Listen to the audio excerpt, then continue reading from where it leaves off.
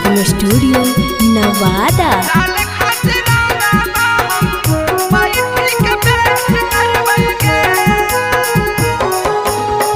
कैसे चली जइनी छोड़ी के होलिया में एकरा से भेंट करबोगे। कैसे चली जइनी छोड़ी के होलिया में एकरा से भेंट करबोगे। के जान के करा के डाल खातिर रंगावा हम बैठी के भेंट करबोगे।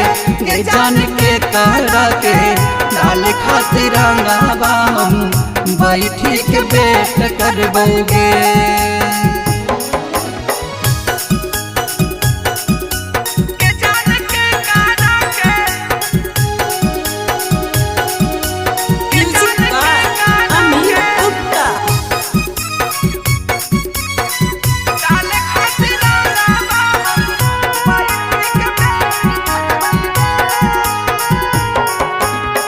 कैसे हमर कटतो जानू होली वाला दिन गे। याद बढ़िया बोहको पहले वाला सीन गे। कैसे हमर कटतो जानू होली वाला दिन गे। बहुते रोबाबो हको पहले वाला सीन गे। रोज रोज रातिया में बेडावा पर के करा से चैट करबैगे।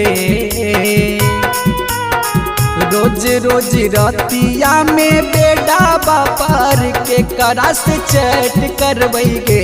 के जान के करा के डाल खातिर रंगावा हम बैठी के भेंट करबैगे। के जान के करा के डाल खातिर रंगावा हम बैठी के भेंट करबैगे।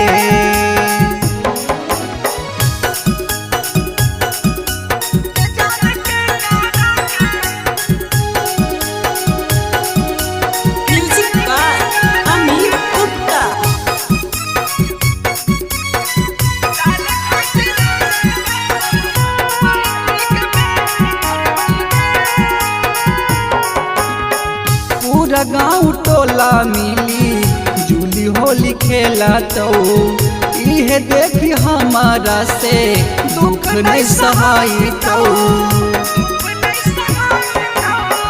पूरा गाँव टोला मिली जुली होली खेला तो इहे देखी हमारा से दुख नहीं सहाई तो। रवि सब अब के कारा से मामला सेट करतोगे।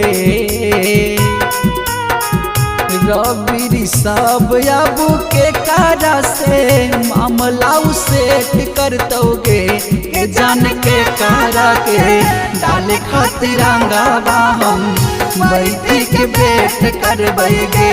के जान के कारा के डाल खातिर रंगावा हम बैठी के भेंट करबैगे।